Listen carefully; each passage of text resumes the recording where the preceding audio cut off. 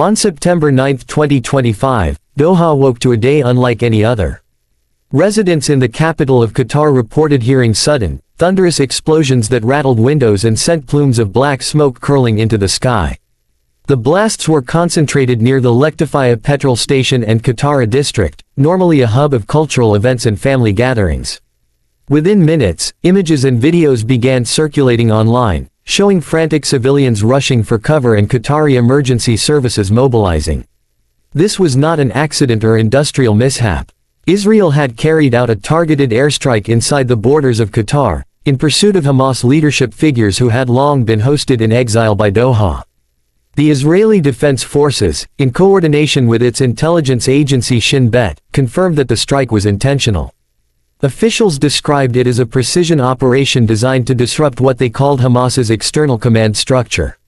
Among those targeted was Khalil al-Hayya, a senior Hamas negotiator known for his role in delicate ceasefire talks, Zar Jabaran, who oversaw operations in the West Bank, and Mohammed Darwish, chair of the Shura Council. There were also unconfirmed reports that Khalid Mashal, once the global face of Hamas and still a symbolic figure within the organization, was present during the attack. The operation carried the codename Atzaret Hayden, translated as Day of Judgment, underscoring the gravity with which Israel framed this mission. Witnesses described scenes of confusion and terror. In the moments following the explosions, families were evacuated from nearby residential compounds, while blackened debris littered the streets. Qatar's security forces, usually tasked with safeguarding diplomatic and international facilities, rushed to cordon off the area. Hospitals were placed on high alert. The government later confirmed that emergency teams were working to assess casualties, though initial reports varied. Some outlets suggested that several Palestinians had been killed or injured, while Hamas issued statements denying that any top officials had died. For Israel, the operation was not presented as an act of aggression against Qatar but rather a necessary step in its wider campaign against Hamas following years of violence and, more recently, Hamas's October 7 attack that set off the current war. Israeli leaders argued that Doha had become a sanctuary for the very commanders orchestrating attacks on Israel's population. They emphasized that the strike was carried out with advanced precision munitions and intelligence, aiming to eliminate militants while sparing civilians. Still, the broader world saw it differently. This was the first time Israel had launched a military strike inside Qatari territory, raising alarms about a dangerous new precedent. The Qatari government's reaction was swift and fierce. In a statement, its foreign ministry condemned the strike as a cowardly and criminal assault, denouncing it as a violation of international law and a direct breach of the country's sovereignty. Officials accused Israel of attempting to destabilize Qatar's role as a regional mediator, a position the Gulf state has carefully cultivated over years of hosting peace talks and facilitating humanitarian aid to Gaza.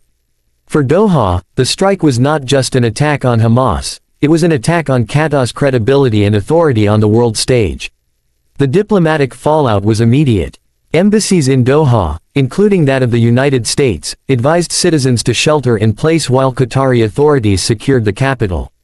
Global reactions poured in. Governments in the United Kingdom and Spain voiced concern, calling for restraint, while Lebanon reported it was taking steps to contain Hezbollah militants near its southern border in anticipation of possible spillover.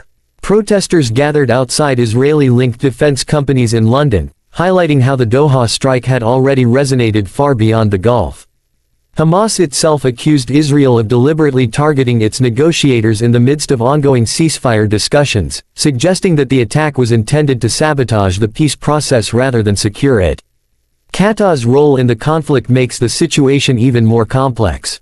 For years, it has hosted exiled Hamas officials in luxury hotels and diplomatic compounds, acting as an intermediary between the movement and Israel while funneling millions of dollars each month into Gaza.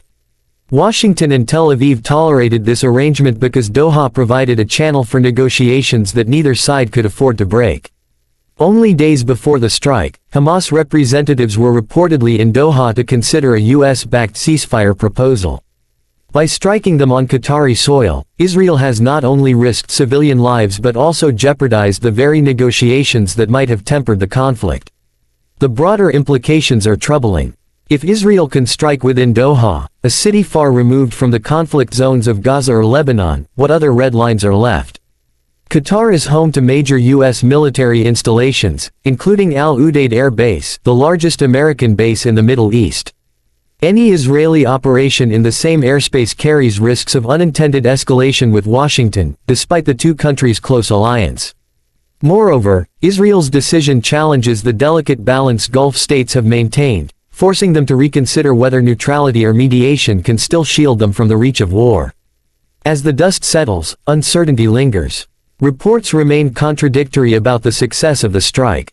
Did Israel manage to eliminate its intended targets? Or did Hamas leaders escape, emboldened by the attack? What is clear is that the strike has already shaken the foundations of diplomacy in the region. The peace talks now hang by a thread, with Hamas accusing Israel of acting in bad faith, and Qatar reconsidering whether its role as mediator can continue under such direct threat. The people of Doha, meanwhile, are left unsettled.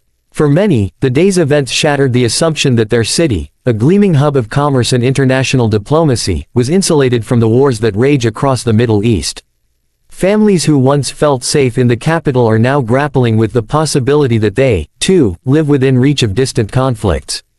The Israeli strike on Doha is not merely another chapter in the long history of the Israel-Palestine conflict. It represents a shift in geography, diplomacy, and the rules of engagement. Whether it becomes a turning point leading to further escalation, or a catalyst forcing new urgency into stalled negotiations, remains to be seen. What is undeniable is that on September 9, 2025, the war crossed yet another border, and the reverberations will be felt far beyond the skies of Qatar.